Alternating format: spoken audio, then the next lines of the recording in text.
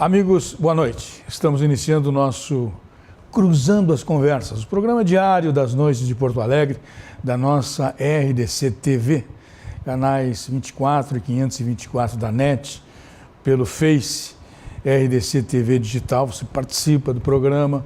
Você pode também participar do programa pelo nosso WhatsApp, o 519-9815-9990. Hoje nós vamos tratar de um assunto bem interessante, um assunto que tem mobilizado a sociedade brasileira. E nós não podemos nos furtar de tratar da Lava Jato, que está completando 5 anos de atividade. Nós vamos buscar opiniões, buscar pareceres sobre os resultados obtidos até agora, se correspondem, se não correspondem, o que há de expectativa para nesta operação. Para isto, nós contamos com o pós-doutorando em Economia Política, doutor em Ciência Política e professor de Relações Internacionais, o jornalista Bruno Lima Rocha. Boa noite, Bruno, tudo bem? Boa noite, obrigado. Também contamos aqui com a presença da jornalista, cientista, política e professora da Escola de Líderes da Federação, Fernanda Bart. Tudo bem, Fernanda? Boa noite a todos que compõem essa mesa e aos ouvintes. Contamos também com a presença da mestranda em Educação pós-graduada em Gestão Pública, bacharel em Relações Internacionais e secretária de Movimentos Populares do Partido dos Trabalhadores de Porto Alegre, Juliana de Souza. Boa noite, Juliana, tudo bem? Boa noite a todos, todas. Também conosco a empresária e ex-coordenadora do movimento Vem Pra Rua no Rio Grande do Sul, Íria Cabreira. Tudo bem, Íria? Boa noite a todos, muito bom. Vamos falar sobre esse divisor de águas tão importante, né? Pois é. E quem dá o primeiro toque nesse divisor de águas? Por favor, fiquem à vontade. Posso ser? Fernanda Bart. Gostaria muito de falar sobre esse tema. Aliás, fiquei muito feliz de ser convidada para participar desse programa, porque na segunda-feira à noite eu estive fazendo uma apresentação no Espaço de Convergência na Assembleia Legislativa e um dos temas foi justamente os 5 anos da Operação Lava Jato, dentro de um evento do movimento parlamentarista brasileiro, né? A gente tem sim um divisor de águas. A Lava Jato é uma operação que faz história no Brasil, literalmente.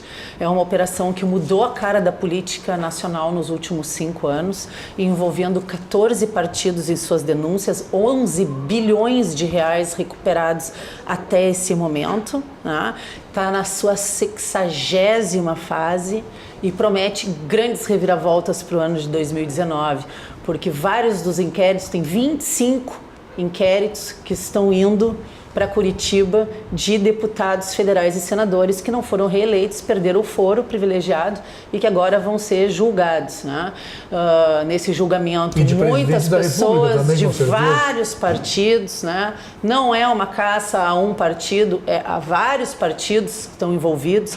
Inclusive, hoje de tarde teve essa votação importantíssima, o início dessa votação importantíssima no Supremo, para decidir se os crimes comuns de corrupção e lavagem de dinheiro vão ser enviados para a Justiça Eleitoral quando relacionados com questões eleitorais, né? A Raquel Dodge, a PGR, já se manifestou favorável ao desmembramento desses inquéritos, que o que seja crime eleitoral vá para a Justiça Eleitoral e o que não seja permaneça onde está, mesmo porque há críticas dizendo que a Justiça Eleitoral não tem perna nem estrutura para conduzir tais inquéritos sobre corrupção e lavagem de dinheiro.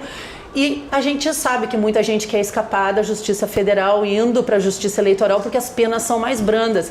E eu só queria terminar essa minha primeira intervenção colocando para vocês, amanhã termina essa votação importante no Supremo, que pelo menos 21 nomes da política nacional se livram da punição com a Justiça Federal se for o inquérito enviado para a Justiça Eleitoral. Entre eles, Aécio Neves, Michel Temer, a Dilma, o Eliseu Padilha, Moreira Franco, Guido Mantega, José Serra, Marcos Pereira, Eduardo Paes, Pedro Paulo, Geraldo Alckmin, Renan Calheiros e Romero Jucá. Aqui tem PMDB, Democratas, PSDB, PRB, PT, ou seja, é um golpe para aqueles que querem escapar de uma punição devida. E outro fator muito importante que a gente tem que chamar a atenção, a Lava Jato não trabalhou tudo isso até agora para colocar tudo a perder no final do andamento dos seus trabalhos, basicamente. Porque um dos maiores problemas, se esses inquéritos forem para a Justiça Eleitoral, que não tem a estrutura necessária, é que muitos deles podem caducar. Sim. E a impunidade volta a reinar. A impunidade que sofreu uma derrota brilhante nesses últimos 5 anos, mostrando que a lei é, sim, igual para todos, independente do cargo que ocupa ou do poder financeiro que tenha. Tá? A segunda opinião de quem será? Quem se candidata à segunda opinião, por favor? Posso ser eu. Então, se vocês por gentileza, Bruno Lima Rocha. Então, eu muito pés caminhando sobre ovos em cristais, porque é um tema muito popular, né? E eu lembro que a gente fez uma vez nessa televisão aqui, era outro formato, outro estúdio, um bom debate com um procurador federal que participou da força-tarefa da Lava Jato. Eu não tenho nenhum problema com punição de crime de elite, nem problema ideológico, nem acho que é um problema teórico. Eu vejo a Lava Jato como algo que, por momentos, e acho que até da natureza de uma força-tarefa, foge ao controle. O que eu falo foge ao controle? Ninguém tem de controlar a justiça. Mas se desembargadores, juízes, procuradores, magistrados querem legislar, eles têm que abrir mão da toga e têm que concorrer a cargo parlamentar para criar uma série de leis e para criar uma mudança de usos, valores, costumes, etc.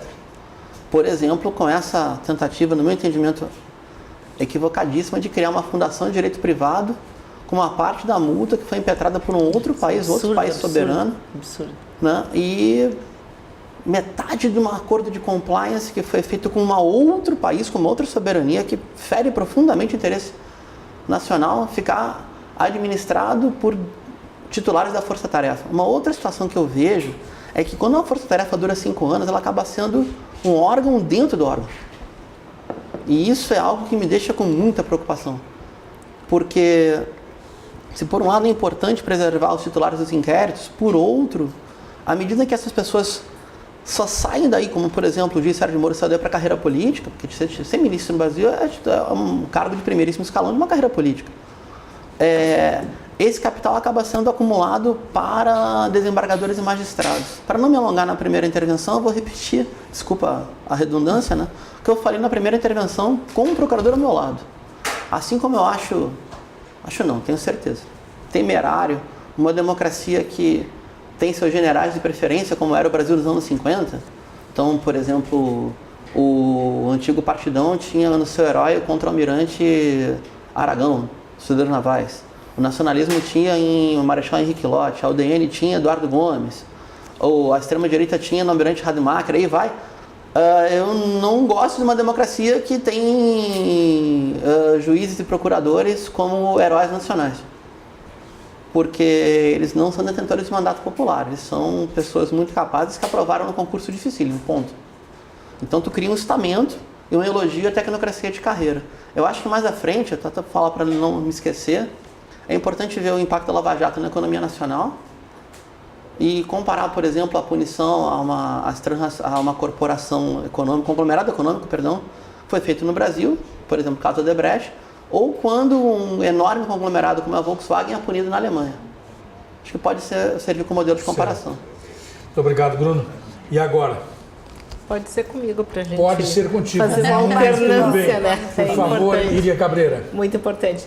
Bom, a Lava Jato, uma das coisas que acho muito importante a gente salientar sempre é muito uma vitória popular. Porque durante muito tempo todos se revoltavam, todos reclamavam muito, mas a gente não tinha uma noção do que era possível fazer. E a própria instauração e o começo da Lava Jato já foi resultado de um grande protesto, porque a Lava Jato começou em 2014, mas em 2013 já tentaram retirar o poder de investigação do Ministério Público com a PEC 37, eu não sei se todos estão lembrados, que foi onde começaram as grandes manifestações, onde as pessoas realmente começaram a ir para a rua e que foi o que começou, que deu esse start para ter condições de investigação através do Ministério Público. Então, foi o que mais movimentou massas no Brasil. Um povo que estava só assistindo, que não sabia o que fazer e de repente teve uma direção. Não vejo nenhum problema pelo tempo, porque realmente tem muita coisa para fazer, parece que não acaba nunca mais, porque praticamente em todos os níveis tem, e muito pelo contrário em relação ao poder de legislar, já que o STF está sempre aí atento e sempre tem uma instância superior que quando alguém considera que algum juiz extrapolou dos seus poderes, vai lá o STF e barra isso. Então a gente tem uma regulação dentro, só que o que a gente já teve de vitória e de dinheiro, se não me engano, já estava em quase 14 bilhões nos últimos cálculos de recuperação, mas a gente perde até um pouco a noção de quanto isso é de dinheiro. Isso é só o que já conseguiram recuperar. Ponta do iceberg, exatamente, né? Porque quanta coisa não se conseguiu mexer. Então a importância, e todo mundo deveria, acho até estranho porque alguém não considere que isso é importante, porque realmente, como falou a Fernanda, não é só PT, não afeta um partido só. A gente viu que afetou, existia um grande acordo, a gente estava acreditando num e outro, nem de direita, nem de esquerda. O que aconteceu, esse divisor de águas é o que tem para lá, não interessava que partido, o único interesse era um grande acordo para tirarem dinheiro, para todo mundo se dar bem e se manter no poder, não interessando que partido for. Então, aqui, falando para mim de Lava Jato, eu não falo de partido. A gente fala desse grande acordo que foi feito no Brasil, que foi saquear o povo e que essa é a barreira que a gente teve com a Lava Jato e que espero que isso continue, espero que amanhã nessa votação a gente não descaracterize de uma forma a jogar fora todo esse trabalho, e eu acho que é obrigação do povo de manter claro dentro dos seus limites, porque isso tem acontecido sempre, mas que deve continuar, e essa é a única saída que temos para a gente conseguir sair desse atoleiro todo. Muito bem. Juliana de Souza, por favor. Acho que realmente a Lava Jato não se trata de um impacto só ao PT, mas sim de uma perseguição só ao PT. Né? Inclusive, o partido que é o campeão na Lava Jato é o PP. Né? O que acaba passando despercebido por um grande acordo nacional, jurídico e midiático de perseguição política ao Partido dos Trabalhadores, que tem um objetivo de desconstruir todo o processo de desenvolvimento com soberania nacional, inclusão educacional e inclusão social que foi desenvolvido durante os governos petistas Lula e Dilma. Tem um objetivo claro político, né? Hoje, como ela tem sido instrumentalizada. Mas eu também concordo que ela marca um divisor de águas. Né? A Operação Lava Jato ela tem uma importância do ponto de vista de uma conquista no enfrentamento a um dos problemas que talvez seja um dos maiores e principais problemas da história do Brasil, que é a corrupção sistêmica, e que vem desde quando disse por aí que o Brasil foi descoberto e quando nós já vivíamos aqui, nós, povos originários, né, quem de fato construiu esse país e quem tem o poder sobre esse país e que hoje está sendo ameaçado pelo governo Bolsonaro, né, tendo seus territórios cada vez mais colocados à risca, né, a população indígena desse país, mas a corrupção vem desde lá. Né? A corrupção sistêmica é, sem dúvidas, um dos maiores problemas do Brasil e, de fato, né, a Operação Lava Jato ela marca um divisor de águas. E marca esse divisor de águas porque ela talvez seja a operação mais acompanhada e mais popular, né, que tem uma visibilidade maior desde o período em que corrupção e crime de elite passou a ser investigado no Brasil. Né? Porque nós podemos fazer um retorno a uma história recente, não precisamos ir longe, vamos ali na década de 90, na década de 80, quem era o político que era preso no Brasil, que era investigado, né? Quais eram os crimes políticos, quais eram os crimes de corrupção que de fato eram investigados, né? A gente não teve investigações sobre as privatizações, nós não tivemos investigações sobre o Mensalão Tucano, nós não tivemos investigações sobre a máfia do ICMS que tivesse consequência concreta. Nós vivíamos naquele período, inclusive, um momento onde nós tínhamos um engavetador-geral da República e não um procurador-geral da República. E foram os governos petistas, né, a partir do governo Lula, né, que passaram a investir no fortalecimento das instituições e na garantia das condições de trabalho, né, para a Polícia Federal, para as instituições do Judiciário e dar autonomia e independência para que fosse investigado e punido todos os crimes, principalmente aqueles crimes que historicamente não eram investigados e sequer tido consequência no Brasil. Então, ela marca esse divisor de águas. O problema é que a Operação Lava Jato ela foi desvirtuada, instrumentalizada para uma criminalização da política, do fazer política e, sobretudo, para a perseguição do Partido dos Trabalhadores, partido esse que tinha e que segue tendo, né, a maioria da aprovação e da adesão, né, do povo trabalhador e do povo brasileiro. Né, e que vinha modificando a estrutura de desenvolvimento do país, o que incomoda muita gente, o que incomoda sobretudo as elites, né, que fazem parte deste acordo nacional de desvirtuação da Operação Lava Jato, que faz com que hoje ela seja, inclusive, um dos principais instrumentos de ataque e de desconstrução do Estado Democrático de Direito e da nossa democracia. Então vamos dividir o tempo. Vamos lá.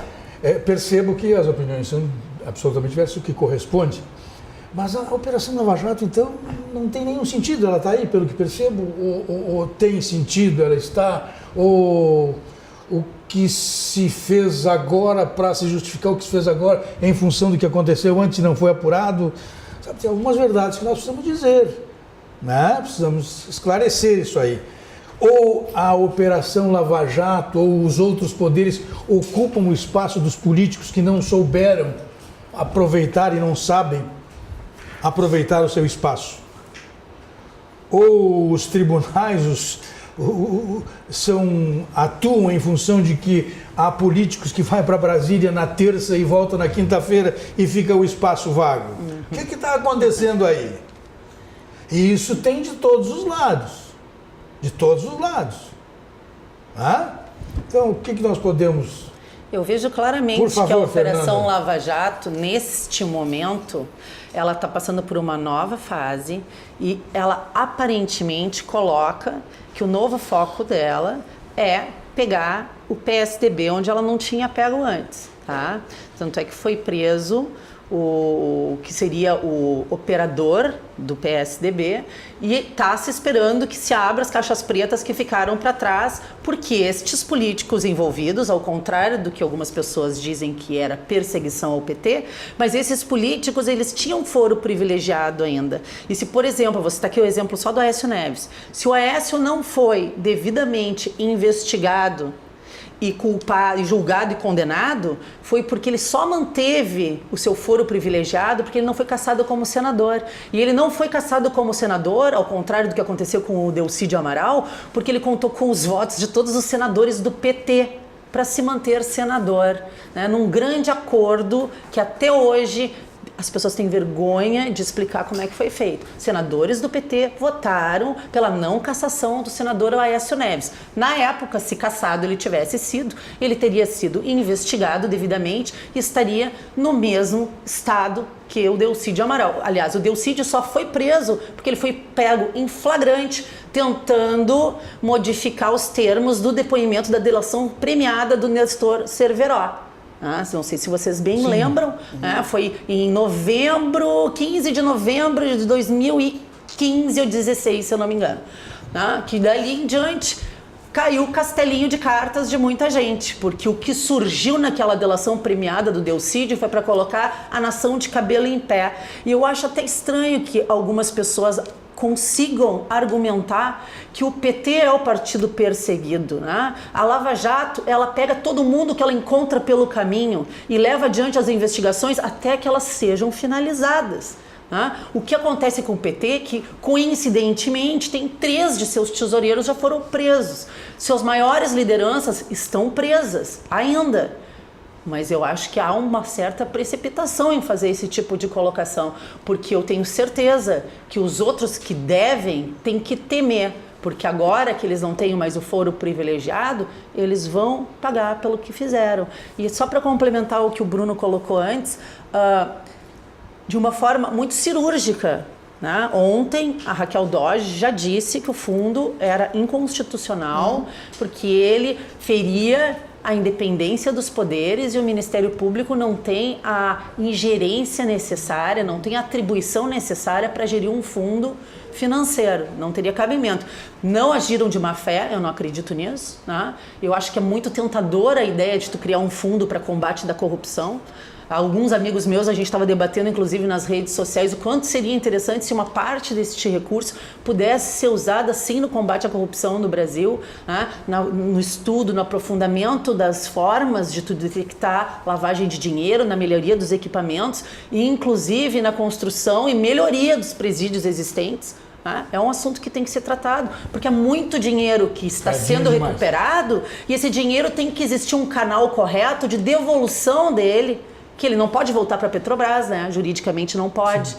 Então tem que se estabelecer qual será a forma de devolução e aplicação desse dinheiro, porque ele está num limbo por enquanto, né? Se não há como fazer, tem que se criar leis para os deputados têm que se reunir lá, os senadores fazer alguma coisa. Exatamente. Porque senão vai chegar o ministro Supremo e vai dizer, não, faz isso e acabou. Esta é uma questão seríssima que nós temos pela frente. Por favor, mas é isso que é importante. Existe uma regulação nesse meio tempo, no caso da Procuradoria. Então, cada vez que alguma coisa nos parece, e pelo que eu noto, até agora nada saiu que a gente não concordasse e que de alguma forma algum ministro do STF, alguém foi lá e realmente refez o que estava acontecendo, como esse é o caso do fundo, que realmente é um absurdo e que não foi para frente. A gente não concordou, acho que ninguém concordava e achava que isso fosse alguma coisa viável legalmente. E essa, o que a gente ouve, é contra o PT, eu até não cheguei a pesquisar, mas qual é o político que tem mais anos de condenação? Até agora, certamente não é ninguém do PT. Os maiores, eu não gosto muito desse coitadismo, assim. Então, assim, não me agrada. Eu vou dizer com sinceridade que não me agrada. E realmente alguns me irrita bastante de ver, alguns óbvios de não terem chegado lá. E não foi por falta de a Lava Jato ou prender ou ter alguma coisa, porque algum ministro do STF vai lá e libera os operadores do PMDB, foram liberados, vários que já foram presos mais de uma vez e foram liberados. Então, a culpa não está na Lava Jato, a culpa é que se existe alguns setores da justiça que por alguma razão defendem uma coisa que a gente não concorda, isso é que tem que ser mudado. Porque o que se busca é que todo mundo, e aqui a gente já teve ilusões, eu já tive a ilusão de que o PSDB há bastante tempo seria o ideal, que poderia ter mudança. Todos os partidos já passaram a nos venderam essa ilusão. A gente precisa de uma grande lava-toga. Exatamente. Eu vou pedir licença para vocês, vou pedir licença para o Bruno Rocha Lima, para a Fernanda Bart, para a Juliana de Souza e para a Iria Cabreira. Nós faremos um intervalo agora e retornaremos em seguida com esse assunto aqui da Lava Jato, que sem dúvida nenhuma é muito interessante e desperta a atenção de todos. Já retornamos com o nosso Cruzando as Conversas.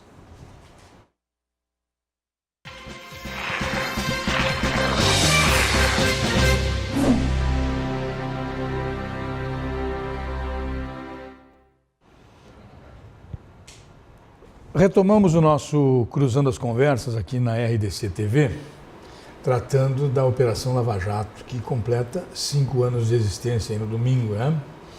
Nós contamos aqui com a presença do pós-doutorando em Economia Política, doutor em Ciência Política e professor de Relações Internacionais e Jornalismo, Bruno Lima Rocha, com a jornalista, cientista política e professora da Escola de Líderes da Federação, Fernanda Bart, com a mestranda em Educação, pós-graduada em Gestão Pública, bacharel em Relações Internacionais e secretária de Movimentos Populares do PT de Porto Alegre, a Juliana de Souza, e também com a empresária e ex-coordenadora do movimento Vem Pra Rua no Rio Grande do Sul, Iria Cabreira.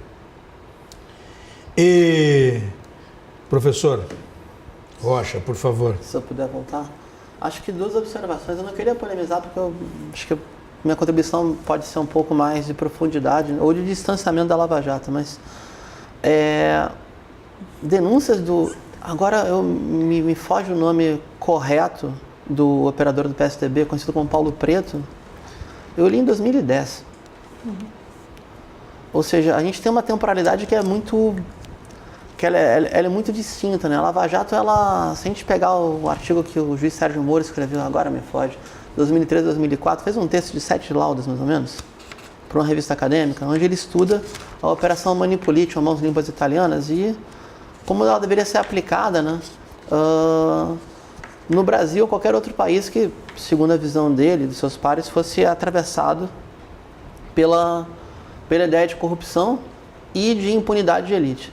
E o essencial para isso é o acesso ou a relação direta com a opinião pública. Via redes sociais até facilita. Eu não quero parecer antiquado, mas para mim o juiz fala nos autos, e somente nos autos. E o procurador fala na denúncia, e somente na denúncia. Assim como não quero ver um oficial de exército agitando tropa, eu não quero ver juiz agitando massa para pedir condenação ou processo e vice-versa. Esse é um ponto. O outro, realmente a colega tem a razão parcial. Se a gente vai pegar os modelos de inquérito policial em escala mundo, o IPL, que é o inquérito policial, é uma etapa que a maior parte dos países que tem uma justiça mais célere está superado, não tem isso, né?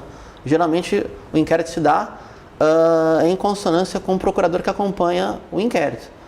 Isso é um problema. O outro é como que aquelas pancartas, né, aqueles picolés da PEC 37 apareceram nas ruas de São Paulo, que são um mistério do além. Conhecendo quem organizou os atos, né, eu particularmente conheci organizadores dos atos em 4 capitais, né, Rio, Goiânia, São Paulo e eu para Porto Alegre. Essa bandeira ela não estava, ela foi colocada por uma adesão via redes sociais de externalidade, ou seja, não era quem estava organizando o direito ao transporte público que colocou essa pauta ali. Então, acho que a pauta é válida. A pauta bate... Muitas outras entraram junto. Só um segundo. A pauta é válida. A pauta, por exemplo, ela conflitua com o lobby dos delegados.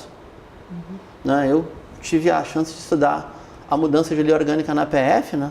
Que poderia mudar a lei orgânica das polícias no Brasil inteiro e acabaria, inclusive, com a exclusividade do delegado ser um bacharel de direito. Que seria uma revolução institucional no Brasil, pegando o modelo americano, por exemplo. Daí que vem a história de PEC 37. É uma luta sem fim que o pessoal tem nas carreiras jurídicas. Por fim, na minha próxima intervenção, agora não vai dar tempo, eu queria discutir um pouco esse acordo de compliance da Petrobras nos Estados Unidos. Que eu acho que aí tem um problema de fundo, que é um problema de soberania. Só vou dar o titular, tá? Qual é o caso mais emblemático de violação de soberania para punir o crime de elite? É o chamado a montagem do bloco de busca para o cartel de Medellín e para o cartel de Cali. As forças dos Estados Unidos, DA especificamente, na CIA jogava outro jogo, elas puseram em polígrafo, em detetor de mentira, soldados profissionais colombianos. Uma outra nação não pode fazer isso com o servidor de carreira de uma outra nação, não sei que esteja invadida. Tá? Então o limite da crise de soberania é esse, vale tudo para conseguir punir o crime de elite, inclusive abrir mão da soberania nacional. Eu queria deixar essa dúvida no ar. Certo. E claro, só claro. Deixa eu fazer uma frasezinha sobre isso apenas.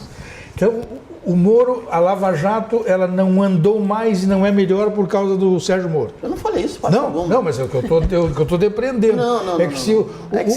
Assim, eu entendo, tu tem de te colocar, personificar, criar os personagens até para fazer adesão de audiência, mas eu não falei isso hora nenhuma. Não, absolutamente. Eu dei um exemplo que não é para adesão de audiência, não. É que você diz assim, não, porque o Sérgio Moro... Não falei isso. Eu falei que ele fez, até foi dito antes, que ele trocou a carreira para não sei aquelas coisas. Não, que se fala sempre. Então eu vou dizer, eu estou lendo que só tem um culpado nisso aí, que é ele, a Lava Jato é ótima. Mas eu jurídica, não, eu disse o seguinte, que há uma autonomia do estamento, não, que transmite, que tudo depende. É claro. Que loucura, eu estou brigando, estou me contrapondo ao âncora e não à bancada, né?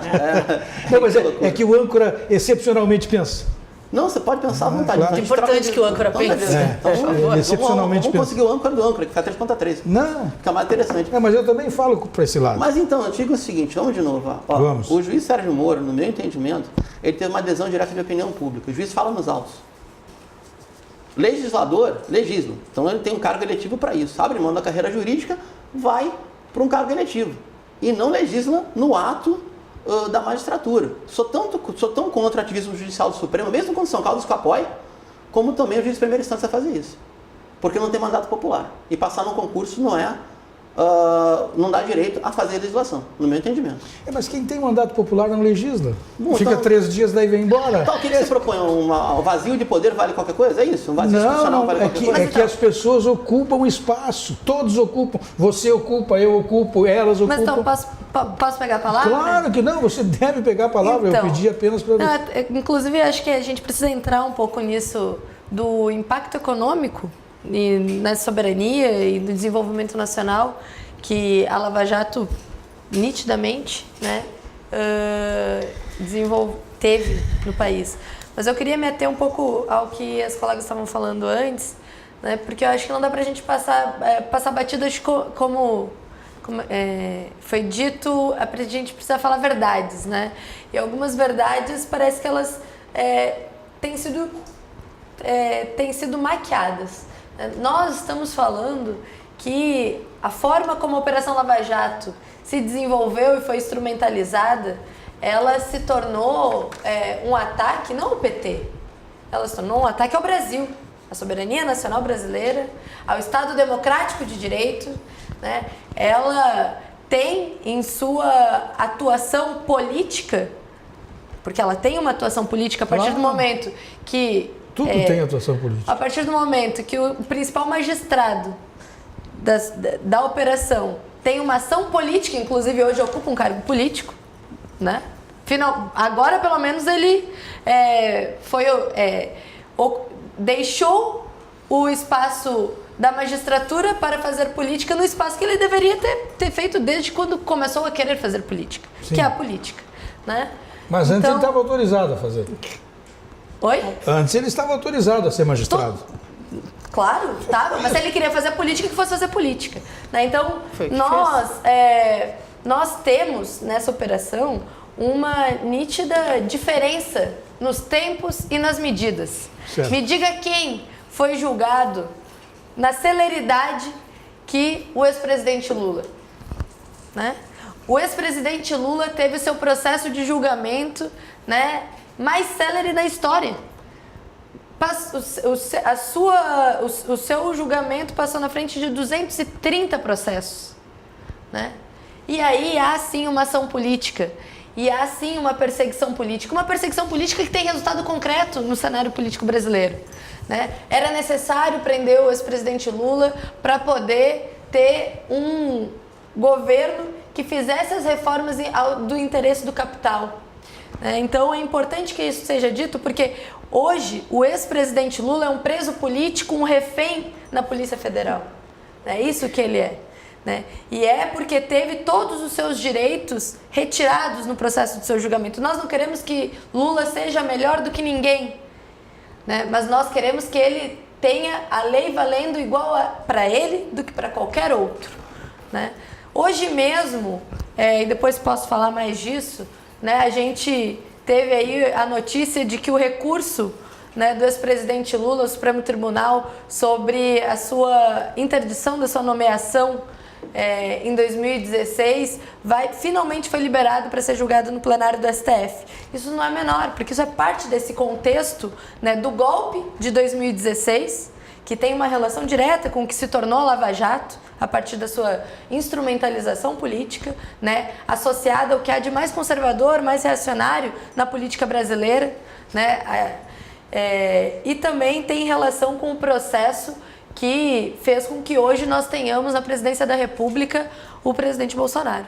Então, nós não podemos deixar de falar isso, né? Há interesses, né? E casualmente, né, Sérgio Moro, que conduziu a Operação Lava Jato, que fez com que o presidente Lula fosse julgado com recorde histórico no seu tempo para não poder ser candidato, né, hoje é ministro de Estado, né, do governo Bolsonaro. Então, acho que é importante que a gente traga também essas verdades para entender o que está no jogo. Eu vejo assim, eu entendo que roubou tem que ir para cadeia. Também acho. Matou tem que ir para cadeia. Então apresente as provas. Apresentem as provas. Só queremos provas. Se vocês me apresentarem uma prova... Por favor, eu só vou dizer assim... Cadê a prova contra o ex-presidente Lula? Se o presidente Lula, ele errou fundamentalmente numa coisa bem simples, bem simples. Se ele tivesse de ser o primeiro-ministro, lá de ser o chefe de gabinete da Casa Civil, o Tarso Genro, e não tivesse o José Dirceu, e não estava passando pelo que passou. O José Dirceu fez tudo nas costas sem que ele soubesse. Ele deixou de ter com ele um homem que sempre foi fiel a ele, um político decente, um cara com história. Ele trocou pelo José Dirceu, que todo mundo sabe a história do José Dirceu. Que é capaz de fazer qualquer coisa pela Revolução. Tá andando de tornozeleira eletrônica. Se ele não tivesse feito esta bobagem, ele não estaria nessa situação. Eu tenho um grande respeito e admiração pelo ex-governador, ex-ministro Tarso Genro, inclusive meu companheiro de campo político no PT, né? E tenho profunda convicção que ele tinha capacidade de desempenhar papel ainda mais central do que desempenhou nos governos petistas. Inclusive, Tarso Genro, que foi quem constituiu o processo que fez com que a gente fortalecesse as instituições, né, que conseguisse dar condições adequadas de trabalho para a Polícia Federal, né? Acho que Tarso Genro tem um papel fundamental. Agora, nós sabemos que a história que nós estamos contando é a história da luta de classes, é a história das elites que não aceitam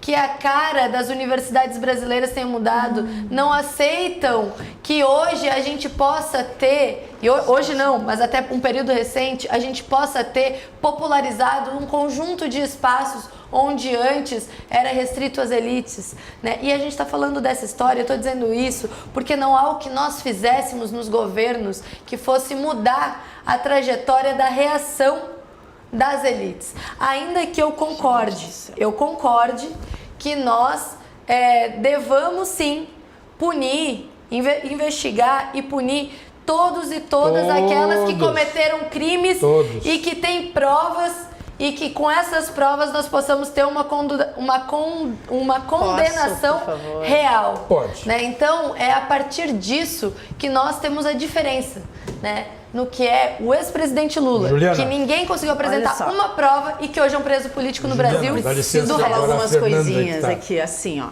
Quer falar também? Falando de elites, o Lula casou com as elites. O Lula casou com os banqueiros, com os empreiteiros, com os pecuaristas. Todos eles estão envolvidos na delação da Lava Jato. Todos eles ganharam, de alguma forma, dinheiro às custas do que aconteceu no governo do PT. Deixar isso muito claro. Foram os esquemas de enriquecimento ilícito, esquemas de poder para se manter no poder, esquemas para enriquecimento pessoal. E é por isso que ele está preso e provas não faltaram. Bastava assistir a TV. Eu não te interrompi, tu não me interrompe. Diga uma. Tá? Em relação ao impacto econômico, por favor, impacto econômico, a casa do trilhão chega perto, o que foi tirado do Brasil nos últimos 13 anos, tá? Que estão englobados dentro da, desde a época do mensalão, lá na CPI dos Correios, até hoje. É muito dinheiro. Isso sim é impacto econômico. Sem falar nos quase 144 bilhões que foram enviados pelo BNDES para fora do Brasil, para pagar obras milionárias em países amiguinhos do Foro de São Paulo, custeadas com dinheiro do FAT, do Fundo de Garantia, dinheiro do trabalhador brasileiro, vamos deixar isso muito claro, não é dinheiro de gente rica, não é dinheiro de elite, dinheiro do trabalhador brasileiro que sustenta o BNDES, que foi mandado, metade desses países já disseram que não vão pagar a conta, não vão pagar, depois do impeachment da Dilma, a primeira coisa que eles disseram foi dizer, nós não vamos pagar a conta, obras faraônicas de infraestrutura que o Brasil não tem e nunca recebeu. Isso é um escândalo. Esse é o impacto econômico da Lava Jato. Ele mostrou para o mundo o quanto de dinheiro esses partidos corruptos envolvidos no esquema de poder milionário mandaram para fora do Brasil. Agora respondendo ao Bruno. Bruno, foi a 25ª fase da Lava Jato, a fase do polimento. Foi a primeira operação internacional realizada pela Lava Jato, foi em parceria com Portugal. A gente tem que entender uma coisa. pode parecer estranho, mas quando tu envolve lavagem de dinheiro, que tem paraísos fiscais no mundo inteiro, é impossível tu não agregar outras nações na tua investigação, porque tu precisa do acesso aos dados que estão em outros países, sozinho tu não consegue, tu é obrigado a fazer acordos com outros países, porque eles precisam mandar as informações para cá. Então, mesmo que possa parecer estranho num primeiro momento, é indispensável a participação de outros países para que tu consiga levar a investigação a fundo. Quantos deles, dos denunciados da Lava Jato, não fugiram para fora do Brasil, tentando se esconder, tentando se proteger da verdade, tentando ocultar seu patrimônio? Não foi nenhum nem dois, foram vários que foram chamados, que pediram extradição, inclusive. Então isso é muito sério, gente, a gente não pode esquecer. E o Moro é um enxadrista, ele falava quando ele precisava falar. Eu concordo contigo, não gosto da ideia de procurador e promotor público dando entrevista, posando de estrela. Não gosto, mas nesse caso da Lava Jato, eu penso que foi indispensável. E quem estuda a teoria dos jogos sabe que toda vez que o Moro abriu a boca para falar alguma coisa, tinha um motivo muito sério por trás. Muito sério e indispensável dentro da própria investigação da Lava Jato. É muito interessante que se analise isso. E em relação a Manipulite, o tempo que ela levou na Itália foi demasiado. 1/4 das penas prescreveram antes das pessoas serem presas. As acusações foram todas para o saco. Alguns dos mais importantes acusados saíram ilesos na Manipulite, porque prescreveram. A gente não quer que isso aconteça no Brasil. Eu gosto e quero que ela seja célere com todo mundo, e que ninguém tenha nem a chance de ter um crime prescrito dentro da Lava Jato, que o Brasil precisa ser passado a limpo, e quem roubou tem que pagar, porque a população brasileira deu um recado muito claro nas urnas nas últimas eleições, e esse recado foi: nós não queremos estes corruptos mais no poder.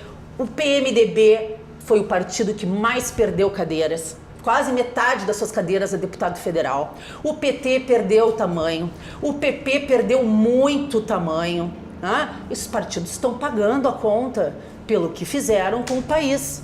E vão continuar pagando, porque na eleição para 2020, e eu digo isso porque eu tenho acesso aos gráficos, o PT vem assim, numa linha assim, decadente, assim, em número de prefeituras no país. Isso, sim, é reflexo da Lava Jato. O PMDB passando pelo mesmo problema em pequenos municípios, o PP passando pelo mesmo problema, ou seja, a população, e vamos contar, 42 milhões de pessoas não votaram nem no Haddad nem no Bolsonaro, entre votos nulos, brancos e abstenções. É quase 1/3 da população brasileira votante que disse: eu não quero nada disso que está aí, eu estou buscando outra coisa, mas eu não quero a corrupção. Eu não quero a corrupção. Esse é o recado claro das urnas. E isso é herança da Lava Jato, não tem nenhuma dúvida. Muito bem. Era colega. Por favor. E é importante salientar o risco que a gente tem. É muito frágil ainda esse pouco tempo que a gente tem. A impressão é que o único reflexo, a única ideia que a gente tem de justiça de verdade é a Lava Jato, que não deveria ser. A gente já deveria ter isso de uma forma bastante mais ampla e não só um projeto, não é um projeto, é uma realidade, mas que a justiça toda funcionasse da mesma forma para todo mundo. Voltando ao assunto do político, que eu perguntei quem é, se vocês sabiam qual era o político que foi condenado a mais anos de prisão até agora. Eu acho que é aquele do Rio lá. É o Sérgio Cabral. 183 anos total de condenação. E o segundo eu acho que também é do Rio. Tudo nesse... Ele que era o presidente da Câmara lá. Talvez em terceiro o Renato também. Duque, que é do PP. Então, assim, na verdade, e olha... Depois vem o José Dirceu. Em quanto tempo ele foi condenado? Se não me engano, já foram 8 processos pelos quais ele já foi condenado. Então, fala que foi muito célere o do Lula. Ele já foi condenado a 183 anos de prisão nesse meio tempo tão rápido. Não se acha rápido isso, uma pessoa ser condenado em tantos processos? Quer dizer, muitos andaram de uma forma muito rápida. Então, a gente pega como exemplo, esse andou muito rápido. E eu concordo contigo uma coisa, eu também acho que o Lula não deveria estar preso na Polícia Federal. Ele não tem por que estar na Polícia Federal. Hoje, ele não tem mais nenhum motivo, ele deveria estar numa prisão comum. Nesse eu concordo. Acho injusto ele estar na Polícia Federal. Muito bem, Iria. Bruno Rocha Lima, professor. Então, queria voltar a 2 temas, né? Desculpa essa coisa meio aleatória, mas eu particularmente vou me ater à questão da Lava Jato, soberania nacional e a dimensão internacional da operação, né? Eu me dei o trabalho, não agora, em 2016, de ler a minuta da lei de 97, né, que estipula os acordos de cooperação jurídica, e depois o decreto de 2001 que ratifica. E aí, nesse decreto, né, também estava na página da PGR, depois eu sei que mudou um pouquinho, o Brasil tinha acordo de cooperação com 2 países, se não me equivoco, era Portugal e Canadá. E que a autoridade central brasileira para fazer a cooperação era o titular da pasta da Justiça, e não era a PGR. O que eu quero dizer com isso?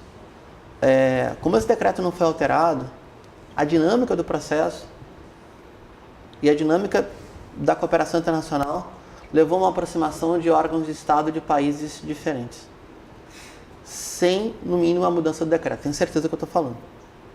Tenho certeza, o Nassif publicou, entrevistou o que seria o titular da Secretaria de Cooperação Internacional, na época, se eu não me equivoco, era o procurador Vladimir Aras, mas outros também, disse, não, realmente a autoridade central não modificou. O que eu quero dizer com isso? Olha, pensem como desenho institucional, tá? A magistratura fala direto com a opinião pública. Eu já vou chegar nesse crime político. A Procuradoria, o MPF, lança um pacote de 10 medidas contra a corrupção, tomando por base o comportamento da União Europeia. Pessoal, na União Europeia não tem eleição não, tá? Quem governa na União Europeia é a Comissão Executiva, o Banco Central Europeu e a ponta do FMI. Quem coordena a Comissão Executiva e o Banco Central Europeu é a Alemanha. É uma união de países que é um país que determina quase o ritmo de todo mundo, tomando como modelo democrático. Eu fiquei muito assustado com isso. Em relação à punição de crime de elite, vou dar exemplo da Odebrecht, tá? Seus executivos corromperam a autoridade, bota todo mundo em cana. Sem dúvida. Exatamente. Não, mas peraí. O governo da época do Partido dos Trabalhadores, o governo de coalizão, que o PT era líder como partido de governo, ele entrou em ato de corrupção, mas mete todo mundo em cana, mas, preserva os contratos. Exato.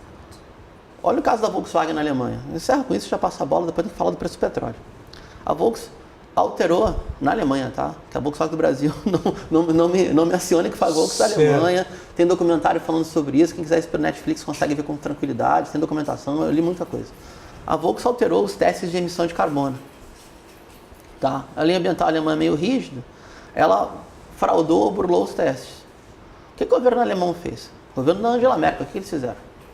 A justiça alemã fez. Foi para cima da Volkswagen, puniu os executivos, puniu os engenheiros responsáveis por assinar o laudo dos testes,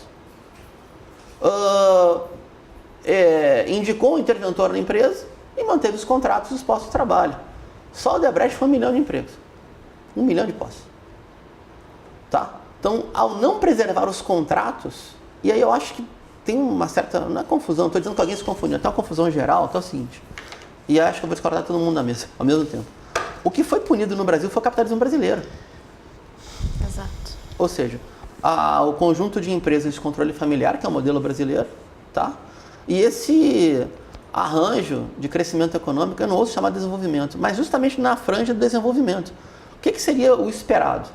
Tá? Vamos punir a corrupção? Vamos. Cana para todo mundo, pessoa física. Preserva os contratos, faz uma recuperação judicial, uma intervenção jurídica na empresa, tem lei para isso. E preserva os contratos. Sobre as políticas internacionais do governo anterior,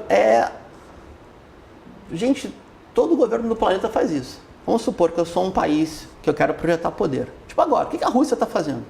Olha que coisa complicada. A Federação Russa está estabelecendo uma série de contratos com países europeus, tá? Como, por exemplo, Hungria e Itália. Estão ampliando a sua rede de influência e poder sobre a União Europeia. Isso deixa os Estados Unidos desesperados pela disputa de poder de projeção na União Europeia. É isso que um país faz. Projeta poder e o braço estendido de um país num sistema capitalista são suas empresas, que têm sede nesse país e tem acionista majoritário vinculado ao poder econômico que está amarrado com o poder político. É o modelo que eu defendo? Eu, socialmente, longe disso. Mas é do jogo internacional. Então, a gente está punindo, literalmente, o capitalismo brasileiro junto com a punição da Lava Jato. Muito bem. E favorecendo o capitalismo internacional. E favorecendo os interesses do grande capital internacional. Agora eu vou pedir licença para vocês, pedir licença ao professor Bruno Lima Rocha, para a Fernanda Bart. para a Juliana de Souza e para a Iria Cabreira para fazer um intervalo no nosso programa e retornamos então para a meia hora final e aí Já estabelecermos a nossa conversa final aqui no Cruzando as Conversas, tá bom? Por favor.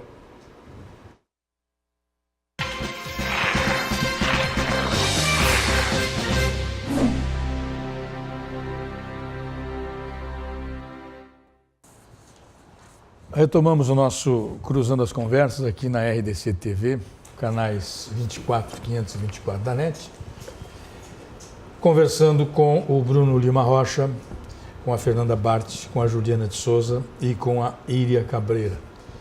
Eu faço sempre a mesma, porque eu não consigo improvisar, eu sou muito, sabe? Eu não tenho, então eu faço sempre a mesma, porque é para não confundir ninguém. Mas agora, por favor, Juliana, começamos contigo esse nosso bloco final. Então, nós estávamos falando aqui sobre, sobre o impacto econômico no desenvolvimento nacional da Lava Jato. Acho que é importante, porque a gente estava falando logo antes, a quem a Operação Lava Jato não preservou e a quem ela preservou. E acho que é nítido, ela, ao mesmo tempo que, no caso das empresas, não preserva as empresas, não preserva os contratos e, portanto, não preserva, inclusive, o impacto que assegurar os contratos tem na própria garantia do emprego, né, e do que vinha e do papel que essas empresas têm no desenvolvimento nacional, ela preserva os corruptores, né? Porque quem é que está bem nessa história toda? Ela preserva os corruptores. Então, essa história de quem roubou tem que pagar, né? O que está pagando os corruptores que entram na indústria, na fábrica das delações, né? E que estão cumprindo as suas penas em domicílio muito bem, estão preservando as suas fortunas, né? As empresas que são fundamentais hoje, no modelo econômico que nós vivemos no Brasil, são fundamentais para o desenvolvimento do país, né? Para assegurar emprego, para garantir o processo de movimentação da economia.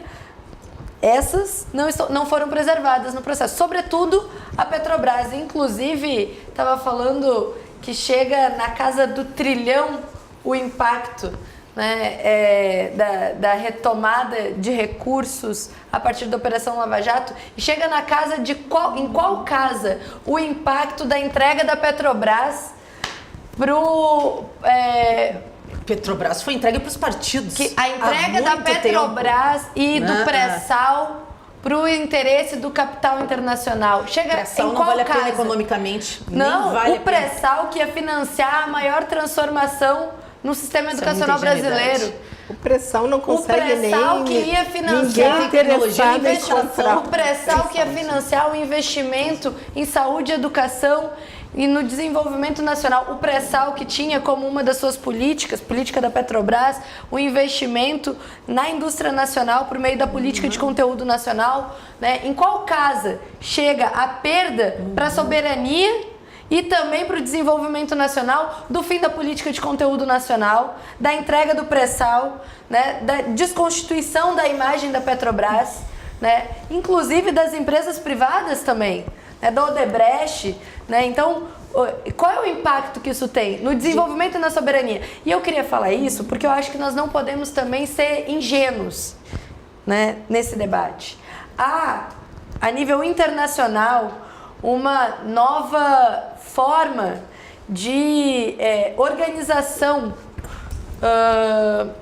para atuação no processo de desestabilização dos países que não interessam às grandes potências, que não interessam aos países hegemônicos e que não interessam ao capital internacional, ao capital financeiro internacional, né? Alguns chamam de guerra híbrida, outros chamam de guerra psicológica de espectro total, mas o fato é que nós vivemos sim no Brasil um processo de desestabilização do governo brasileiro, porque inclusive o governo brasileiro, com Lula e Dilma, deixou de atender os interesses dos Estados Unidos, deixou de atender um modelo de subserviência do seu processo de desenvolvimento ao processo, ao capital internacional, ao capital financeiro internacional, construindo um modelo que, enfim, há um debate se era um modelo neodesenvolvimentista, desenvolvimentista, chamem como quiser, mas que aposta no povo brasileiro, que aposta no mercado interno, que aposta no desenvolvimento nacional, com fortalecimento das empresas nacionais. E aí, concordo contigo, o Lula teve ao lado, sim, né, das grandes empresas, construiu um projeto de desenvolvimento, de conciliação de classes, de conciliação de interesses, para que nós investíssemos e fortalecêssemos o mercado interno, né, e pudéssemos ter aí um modelo de compartilhamento das riquezas por meio da inclusão social e educacional. Então, acho que é importante que a gente traga isso, porque o Brasil é alvo desse tipo de operação, né? O golpe de 2016, ele não está fora desse roteiro, né? O processo de prisão do ex-presidente Lula, de prisão política, ele não está fora desse roteiro. Nós vivemos sim aqui, né, uma associação dos interesses da Organização Internacional do Capital Financeiro com os interesses dos países hegemônicos, né, com os interesses das grandes elites, e aqui representadas também no judiciário, mas sobretudo na grande mídia e também nos partidos de extrema direita e nos partidos da direita conservadora. Então nós vivemos esse processo que constituiu uma desestabilização que nos trouxe a um governo Bolsonaro. E hoje, eu quero finalizar com isso, nos trouxe a um momento em que nós temos o ex-presidente, que é o maior líder, né, popular que esse país já teve, como refém, né, sem ter tido salvaguardado os seus direitos no seu processo de julgamento. Contra ele, até hoje, nem nessa mesa e nenhuma das suas condenações foi apresentada uma prova, e nós queremos provas, porque quem é preso tem que ser preso com provas. E nós temos hoje, com o governo Bolsonaro, um movimento que está fazendo do Brasil pior do que a Venezuela. Né? Hoje nós temos né, exilados políticos, e isso é muito grave. Hoje o Brasil, com o governo Bolsonaro, tem Jean Willis, Márcia Tiburi, exilados políticos. Foi acompanhar uma políticos ameaçados de morte por um governo miliciano. Um governo que tem associação à milícia. Nós vimos isso agora. Partiu pra história da Carochinha agora. Nós fazemos um ano da morte de Marielle Franco. E quem foi o miliciano? Quem foi o miliciano que mandou matar? Juliana. O miliciano que mandou matar a Marielle. Fernanda, por favor. Juliana. O Bolsonaro não tem nenhuma relação com quem foi preso ontem. Juliana, por favor. Então, acho que é esse o cenário que nós temos. E a Operação Lava Jato tem tudo a ver com onde nós chegamos, com o crescimento do sentimento fascista no Brasil. Inclusive, ultrapassando o tempo que foi destinado para ti. Né? E falando mais alto, e falar mais alto não resolve. Claro. Não resolve. Os caras que falavam muito alto estão presos. Exatamente. Por favor, Fernanda. Exatamente. Eu quero retomar a questão do comércio exterior, tá? Das relações internacionais do Brasil.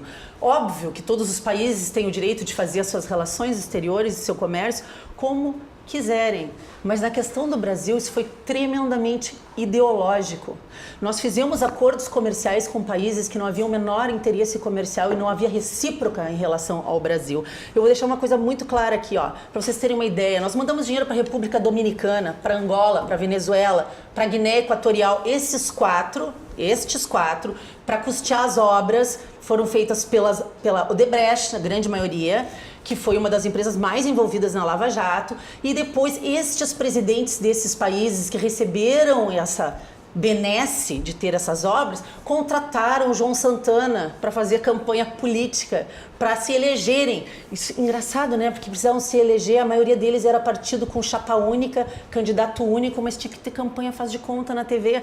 Então isso tudo na delação da Mônica, ex-mulher do João Santana, que eles foram presos e se separaram na hora que foram presos e cada um contou tudo que tinha para contar. Então essa parceria das relações internacionais, todo mundo quer que o Brasil comercialize, todo mundo quer, mas vamos comercializar com quem tem de fato algo a nos oferecer para favorecer o nosso país como um todo, e não para favorecer um projeto político de permanência no poder e de criação da grande nação que o Fórum de São Paulo tanto queria, que graças a Deus de 2006 até 2018 o tamanho do mapa vermelho da América Latina foi diminuindo, sendo que agora só sobrou um pontinho lá em cima, que em breve, se Deus quiser, vai trocar de mãos, porque o Maduro é um ditador sanguinário, e isso só foi dito com clareza pelo presidente brasileiro, agora que o Bolsonaro é presidente, porque antes a Dilma e o Lula achavam que ele era maravilhoso. Um cara que mandou matar, inclusive, índios na semana retrasada.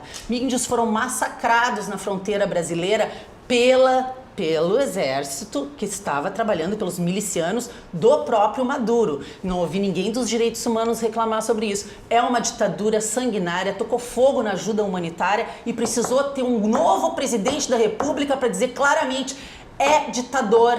Eu vivi para ver esse dia chegar. E por último, a gente devia pensar, esses políticos todos deviam ter pensado no impacto econômico do Brasil antes de meter a mão no dinheiro da população brasileira, que é nosso nas estatais, via os impostos que nós pagamos. As estatais são nossas. E sabe o que aconteceu? E elas foram privatizadas para os partidos sob o comando do PT, num grande esquema de controle e manutenção do poder, que se não tivesse tido o impeachment da Dilma, que não foi golpe coisa nenhuma, e a prisão do Lula, que não foi golpe coisa nenhuma, que tá tudo ali claro para quem sabe lei, não é analfabeto funcional, consegue entender que tem prova do crime cometido. Se não fosse essas duas coisas, nós sim estaríamos rumo a uma venezuelização do Brasil, graças a Deus, e digo graças a Deus sem medo que me chamem de católica, graças a Deus escapamos desse destino tenebroso que tinha gente muito feliz em preparar para nós. Então eu não aceito quando vem falar em política dentro da Lava Jato.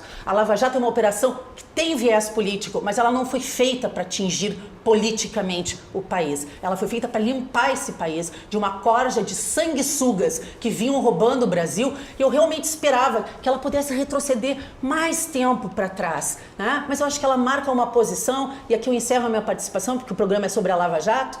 Ela marca uma posição muito importante, ela passa um recado para o Brasil, para os nossos políticos de todos os partidos. Se vocês meterem a mão, vocês vão ser pegos. Não façam isso. O eleitor não aceita mais esse tipo de comportamento. O brasileiro acordou e abriu os olhos e não aceita. Ninguém aqui tem bandido de estimação. A limpa tem que ser feita. E eu acho muito engraçado de ver pessoas que se dizem defensoras da democracia, que acham que isso não tem que acontecer. Ficam querendo criticar a Lava Jato e impedir um trabalho que está sendo feito de limpa do país, em questão a ratazanas que estavam roubando o dinheiro do povo brasileiro, empobrecendo a nação, tá? Porque ninguém aqui é criança de achar que a nação está mal economicamente no governo do Temer. A economia, ela vem sendo construída ano após ano. Ela não se faz de um ano para o outro. Tá? A gente pagou a conta por anos de gasto demasiado num desenvolvimento que não era sustentável. Não era sustentável. Fernanda. Muito obrigada. Obrigado. Íria, por favor. Pois é, Íria Cabreira. agora que nos resta é que a gente fica vendo sempre a mesma ladainha. Parece que chega um ponto e não existe mais argumento, então se vamos lá no Ctrl+C, Ctrl+V, vamos colar a mesma resposta, os mesmos argumentos, porque as coisas estão sempre paradas e não conseguem acompanhar o que aconteceu. Está na hora de saber que realmente aconteceu, a Lava Jato está aí, a Lava Jato é uma realidade. Espero que amanhã o STF não deturpe isso que está acontecendo, porque é muito importante, principalmente por causa dos acordos internacionais que podem ser feitos através do Ministério Público, porque a investigação é muito mais... E agora vem uma parcela muito mais forte, muito mais pesada dos políticos que ainda têm que perder o foro, que vão entrar na Lava Jato agora. Então, é muito importante que as pessoas continuem super atentas para que isso não termine, porque a gente consiga cada vez mais passar limpo de verdade o país, porque toda essa história, tipo, é perseguição, é PT, é só pegar a lista. É simples, olha a lista. Quantos anos tem cada um? Quanto tempo ficou com a lista de partidos condenados? Infelizmente, não tem mais políticos condenados por causa do foro. Precisamos acabar de vez com duas coisas. É o foro privilegiado, que tem que terminar. Não, é uma coisa que não pode, é injustificável que aconteça, e a prisão em segunda instância. tem que ser preso após a segunda instância e a gente não pode ficar à mercê dos humores do STF, que cada vez agora a gente vai fazer um julgamento, será que vai ser aprovado, será que não? Tem que fazer uma mudança, fazer uma PEC e realmente ser claro que na Constituição está, mas cada vez existe uma interpretação diferente de acordo com o ministro do momento. Então, a gente tem que passar limpo de uma forma clara para que a gente não fique em sobressalto para poder voltar a trabalhar e quem criminoso é preso, não interessa que partido seja, passar limpo as empresas e... Eu não entendi muito que contratos não serem cumpridos. As empresas todas estão aí, fizeram seus acordos de leniência, que para mim ainda foram muito prazo. E foram muito prazo, mas ok, as empresas continuam bem fortes, todas elas, então não teve um prejuízo econômico com relação a isso. Elas vão pagar pelo menos uma parte do que usaram, que isso também está longe do que já lesou o país, é a realidade, mas que todo mundo apoie, que fique atento, porque só assim a gente vai conseguir mudar alguma coisa, não é ficando cego como se ficou por 16 anos, fazendo piada aqui, uma piada ali, esperando ver se alguma coisa muda, não vai mudar. Se não tiver atitude firme, que a gente continue cobrando, para que continue, vamos ver amanhã, o resultado do julgamento no STF. Iria Cabreira, muito obrigado. Professor Bruno Lima Rocha. Agora de encerramento, né? É a sua palavra final, professor. Obrigado. A gente entrou em vários assuntos, né? Eu queria que... O senhor dispõe de 5 minutos que todos tiveram. Não, tranquilo, não tem problema. Eu queria que o pessoal de casa, tinha curiosidade, falo de casa, ainda sou velho, né? Pode ser ainda via aplicativo móvel. Entenda como é que se dá o preço do petróleo no mercado interno brasileiro, como se dava e como se deu, né? O que acontece? O que está balizando o preço do petróleo na bomba no Brasil? Fala, tem uma incidência de tributo grande. Tem. Mas o que vai marcar essa oscilação? É o barril Brent. Tá? O barril Brent, ele é fruto de um jogo especulativo de 16 anárquicos companhias. Isso é literatura consagrada já, é só olhar, gente. Não é teoria maluca, não. Então, em geral, os países produtores de petróleo costumam trabalhar com preços protegidos. Por quê? Preserva o mercado interno e vende no barril no exterior. Tá? Por que o preço oscila na bomba brasileira? Pelo acordo de compliance que foi feito na Bolsa de Nova York para atender os acionistas minoritários.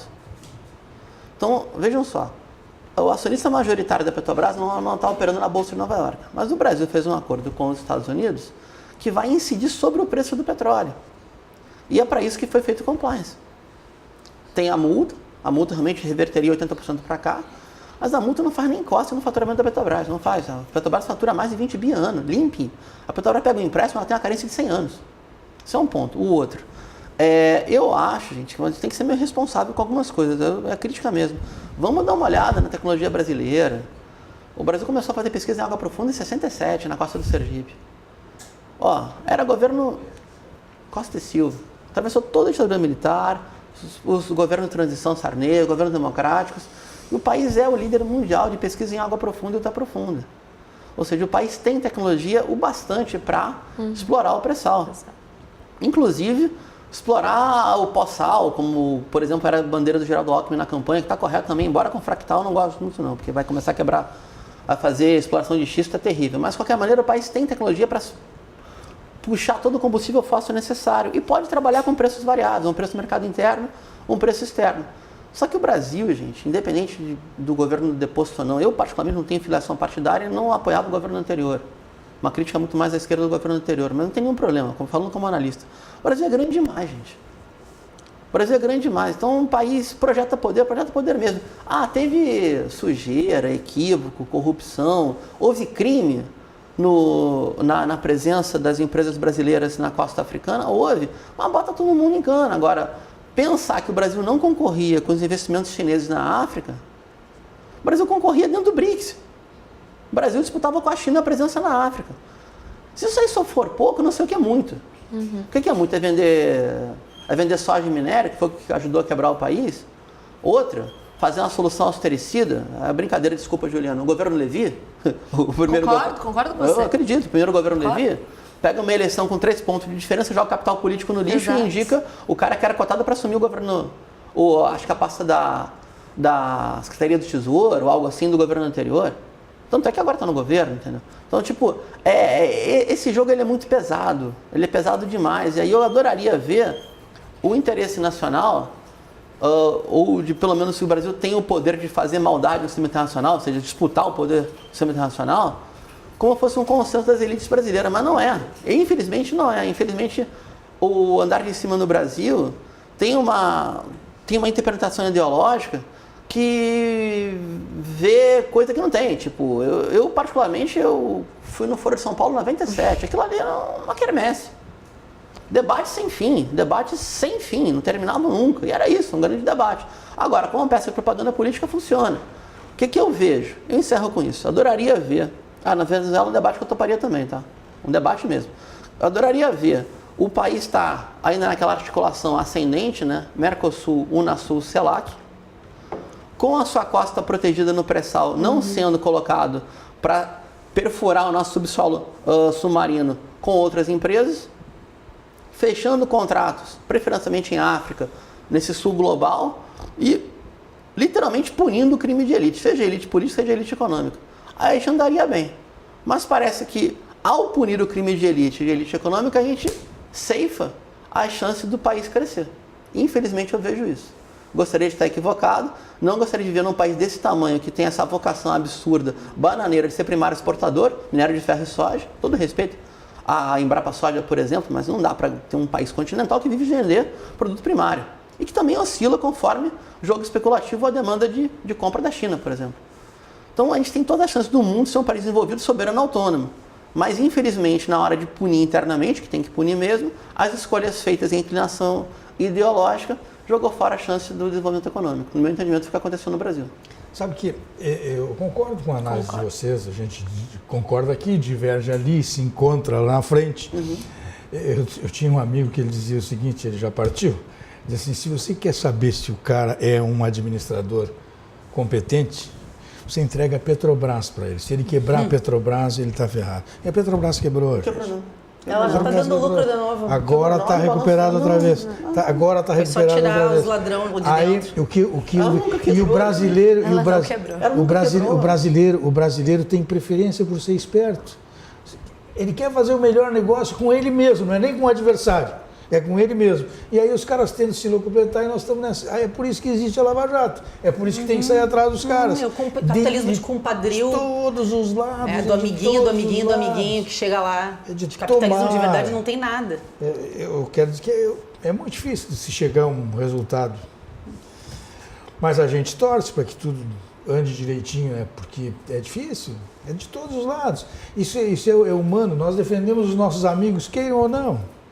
Nós defendemos os nossos amigos, as pessoas que a gente admira, não adianta, isso é da vida. Infelizmente. Mas a gente tem que tentar se afastar o máximo que pode para tentar resolver os problemas. Por favor, professor. Semanalmente em sala de aula, primeiro dia de aula, qualquer cadeira, o primeiro passo é desnaturalizar as relações sociais.